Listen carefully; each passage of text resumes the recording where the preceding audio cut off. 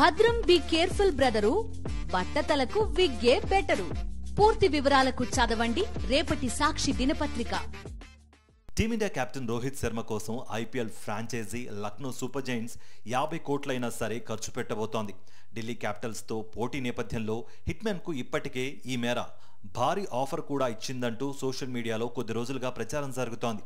ఈ ఊహాగానాలపై లక్నో జట్టు యజమాని సంజీవ్ గోయంకా తాజాగా స్పందించారు. ఇలాంటి నిరాధార వార్తలు ఎలా పుట్టుకొస్తాయో అర్థం కావడం లేదని, అయినా ఒక ఆటగాడి కోసం ఇంత పెద్ద మొత్తం ఎవరైనా ఖర్చు చేస్తారా అంటూ విస్మయం వ్యక్తం చేశాడు. ఈ ఏడాది ఐపీఎల్లో మెగావేలం జరగనున్న విషయం తెలిసిందే.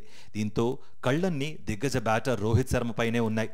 ముంబై ఇండియన్స్ను 5 సార్లు ఛాంపియన్గా నిలిపిన హిట్మెన్ 10 ఏళ్ల పాటు ఆ జట్టుకు కెప్టెన్గా వ్యవహరించాడు.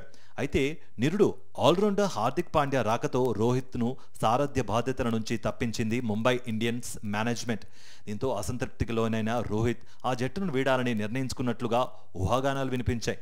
ఫలితంగా రోహిత్ శర్మ వేలంలోకి రానున్నాడని, అతని కోసం లక్నో, ఢిల్లీ తదితర జట్లు పోటీ పడే అవకాశం ఉందనే అభిప్రాయాలు వ్యక్తమవుతున్నాయి. ఇదే విషయం గురించి సంజీవ్ గోయంకాకు ప్రశ్న ఎదురవగా అవన్నీ వదంతులేనని కొట్టిపారేశారాయన.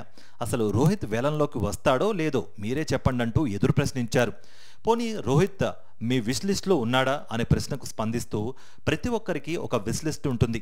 అత్యుత్తమ ఆటగాడు, అత్యుత్తమ కెప్టెన్నే ఎవరైనా కోరుకుంటారు. అయితే మనం ఏం ఆశిస్తున్నాం అనేది కాదు, మనకు ఏది అందుబాటులో ఉంది, మనం పొందగలిగేది ఏదన్న విషయం మీదే అంతా ఆధారపడి ఉంటుందని అన్నారాయన.